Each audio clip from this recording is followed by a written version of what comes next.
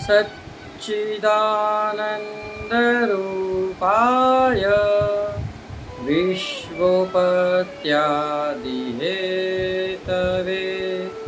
तापत्रयविनाशाय श्रीकृष्णाय वयं नमः। श्रीकृष्णाय वयं नमः।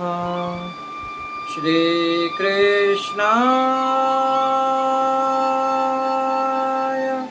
वयं नमः।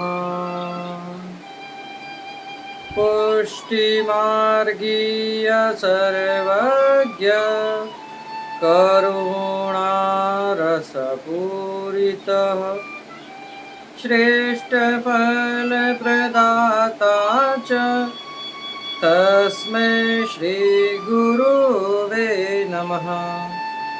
तस्मै श्रीगुरुवे नमः। तस्मै श्रीगुरुवे नमः। जय श्री कृष्णा। राधे राधे प्रियजनों, हम उपस्थित हैं आज आपके सामने एक नई कथा, एक नए प्रसंग के साथ।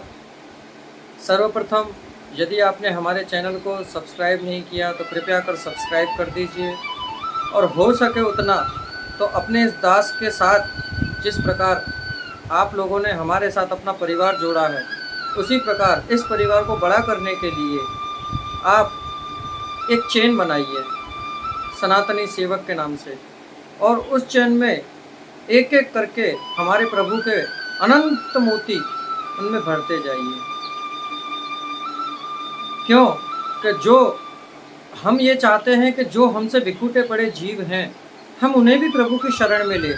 जो कारणवश किसी अज्ञानता के अंधकार में डूब चुके हैं, हमें उस अंधकार में से उन्हें निकालकर और एक प्रकाशमान ज्योति की तरफ प्रज्वलित करना है। तो आप सभी से हाथ जोड़कर ये दास विनंती करता है कि आप हमारे चैनल को सब्सक्राइब कर और बेल आइकन बटन को दबा दीजिए, और जितना हो सके उतना शेयर करिए।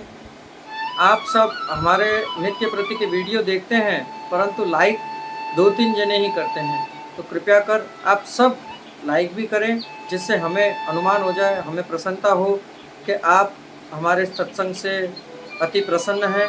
तो ये दास आपके लिए नित्य प्रति एक नए नए प्रसंग लेकर आया करेगा। चलिए शुरू करते हैं आज की कथा और आज का प्रसंग। आज जिस वैष्णव के बारे में हम और आप सत्संग करने वाले हैं, उनका संग पाने से कितनों का भला हुआ, आप और हम यही जानेंगे आज।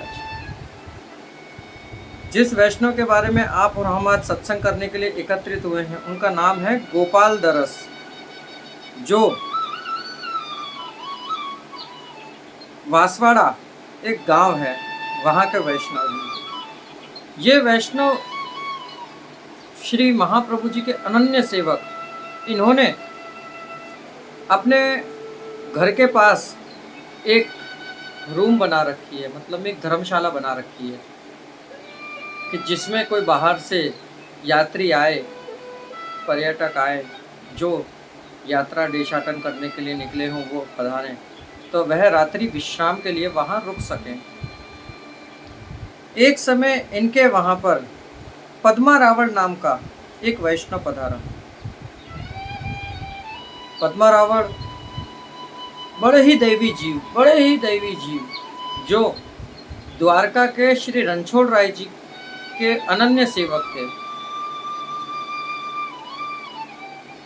गुजरात प्रदेश के द्वारका के अंदर रणछोड़ राय जी का मंदिर है। वे बड़े ही उनके अनन्य सेवक थे। नित्य प्रति उनके दर्शन करना, उनकी सेवा करना उनका स्वभाव था। वे वहाँ पधारे।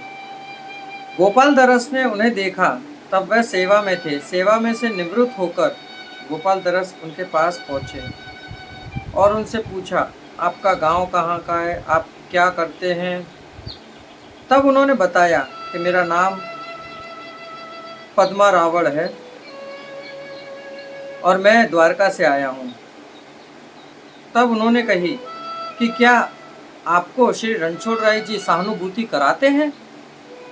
गोपाल दरस ने उनसे पूछी कि आपको श्री रणछोड़ राय जी सहानुभूति कराते हैं? सहानुभूति का अर्थ प्रियजनों कि ठाकुर जी आपको जिस प्रकार हमने और आगे की सत्संग में सुना है कि स्वयं प्रभु वैष्णवों के गोद में आकर विराजते और भोग मांग मांग के अंगीकार करते, उसी प्रकार उन्होंने कही नहीं, हमें तो अभी तक सहानुभूति नहीं कराई है।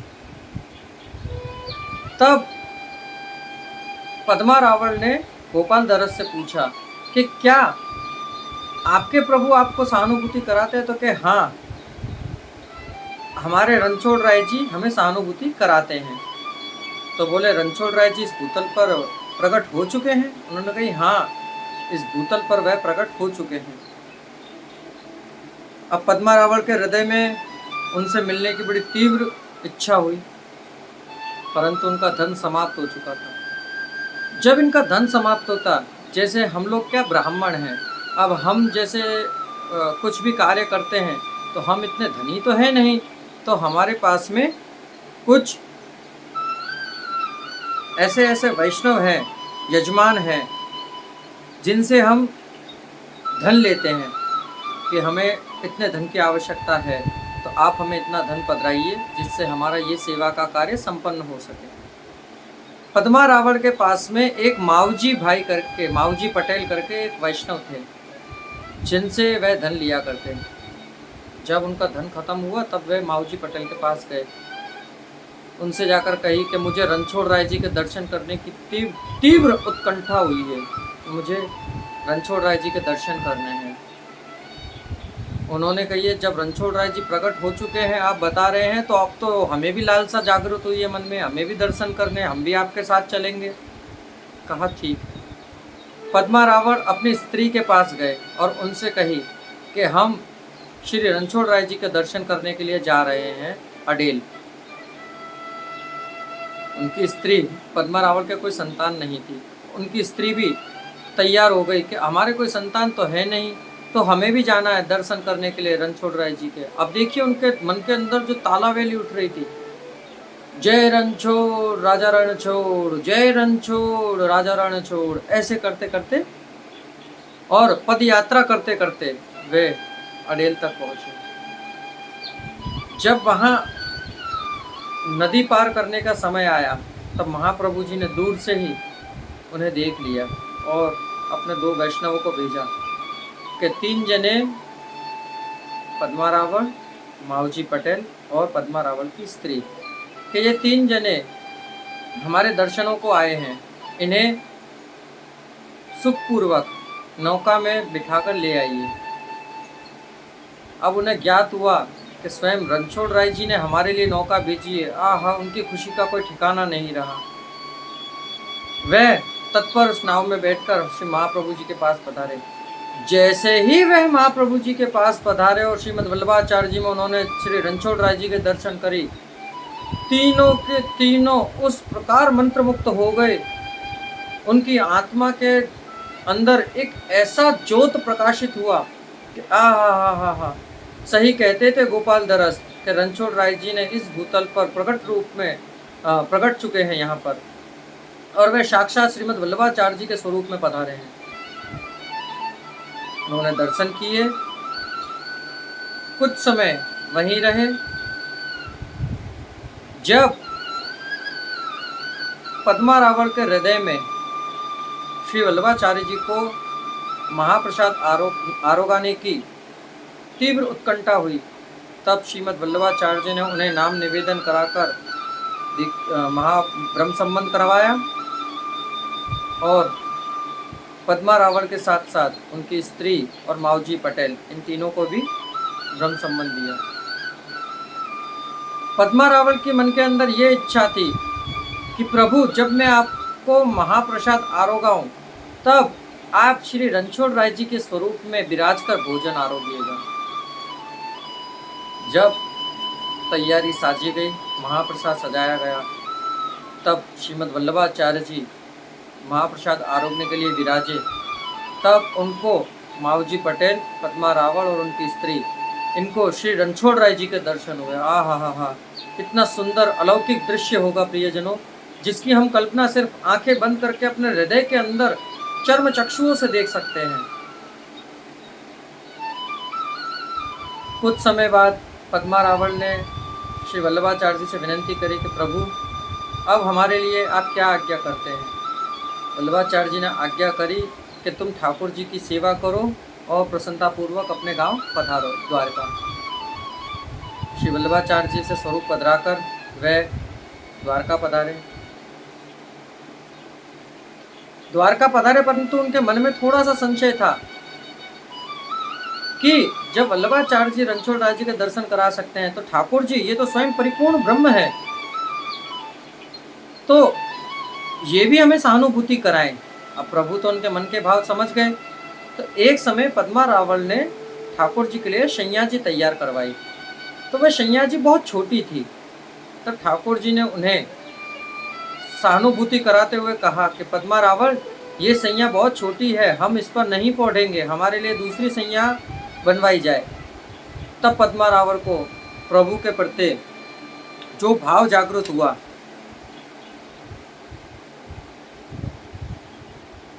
अर्थात ठाकुर जी तुरंत अनुभव करवा दिया। तब पद्मा रावल का सेवा में चित्त लगा और उन्होंने दूसरी सैया बनवाकर ठाकुर जी को पौधाया। एक समय श्रीमद् वल्लभाचार्य जी पद्मा रावल के गांव में पधारे। वहां पर ठाकुर जी, पद्मा रावल की स्त्री ने ठाकुर जी को भोग धरा। भोग में खीर धरी थी,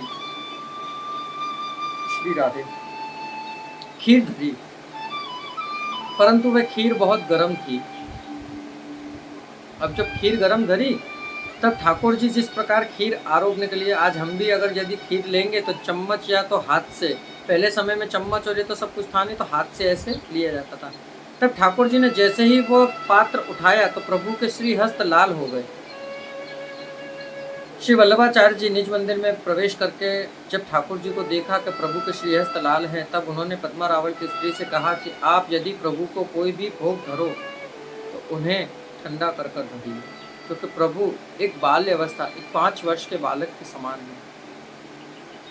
तो देखिए, गोपाल दरस ऐसे वैष्णव भगवदियों का संग करने से पद्मा रावल जैसे, और पद्मा रावल का संग करने से माऊजी पटेल जैसे वैष्णव जब परम सुख को प्राप्त हो सकते हैं, तो आप और हम क्यों नहीं। हम तो आपसे, हमारे जितने भी अनुयायी, जितने भी वैष्णव, जितने भी प्रियजन, आप सब लोग जो हमारे सत्संग को सुनते हैं, हमें इतना अनुभव होता है कि आप जितने लोग इस चैनल को देख रहे हैं, उन सबके हृदय में भी कहीं ना कहीं प्रभु एक अंश प्रकट ज्योति रूप में विराज रहे हैं, तभी आप देख पा रहे हैं। परंतु आप देखते हैं तो लाइक करके हमें बता दीजिए। तो एक सत्संगी का संग करने से मनुष्य सत्संगी बनता है, और एक दुसंगी का संग करने से दुसंग को प्राप्त होता है। इसलिए सदा सर्वदा सत्संगी का संग करें। गोपाल दरस के सत्संग से पद्मा रावल सत्संगी हुए, और पद्मा रावल के संग से माऊजी पटेल सत्संगी। तो देखिए प्रभु की लीला कितनी अगाध है। प्रियजनों, अपना सत्संग करने के बाद ये दास आपसे विनती चाहेगा, आज्ञा लेना चाहूँगा। जय श्री कृष्ण, राधे राधे। यदि आपके हृदय में कोई भी संशय हो, कोई भी प्रश्न हो, तो आप हमें कमेंट बॉक्स में पूछ सकते हैं। जय श्री कृष्ण।